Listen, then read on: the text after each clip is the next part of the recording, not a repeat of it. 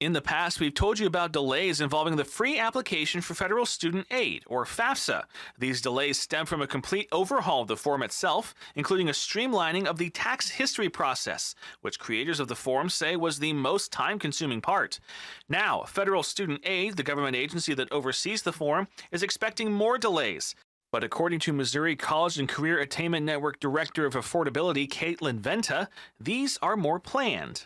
So the 2025-2026 FAFSA, the FAFSA that you file if you want to go to college in fall 2025, it will not open until December 1st, 2024. So it usually opens October 1st.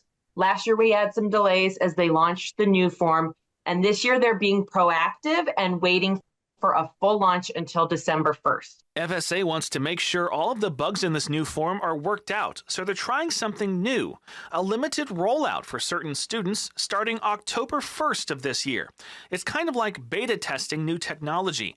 Venta tells us the details are limited right now, but she has an idea of what will happen. They have said that they will invite students to participate in testing of the form. I think they want to see some of the challenges that we had last year live so that they can troubleshoot them. They have said that students who file their FAFSA during the testing period, that will count as their FAFSA. They won't have to redo it later. So if students do fill it out during the testing period, that will count as a filed FAFSA. Venta and FSA want prospective students to know that the FAFSA is the best way to be eligible for most, if not all, student aid, including federal Pell Grants and certain state aid, as well as scholarships specific to whatever college you plan to go to, and student loans and work study. Unfortunately, one trend we've seen over the past several years is a decline in enrollment in post-secondary education. From over 21 million just over a decade ago, projected enrollment is down towards 18 to 20 million over the next 6 years.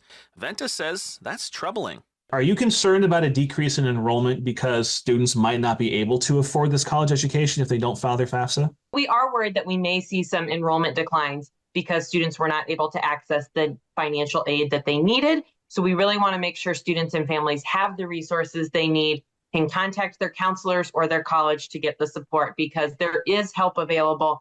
You can get the FAFSA done to get the money that you need for college. We don't want missing a form to be the reason that you miss education.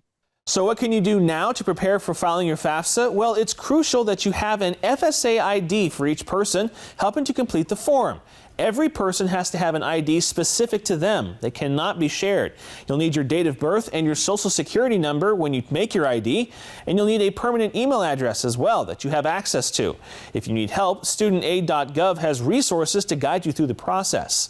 Another reminder, you still have time to fill out the FAFSA if you're trying to get into college this year.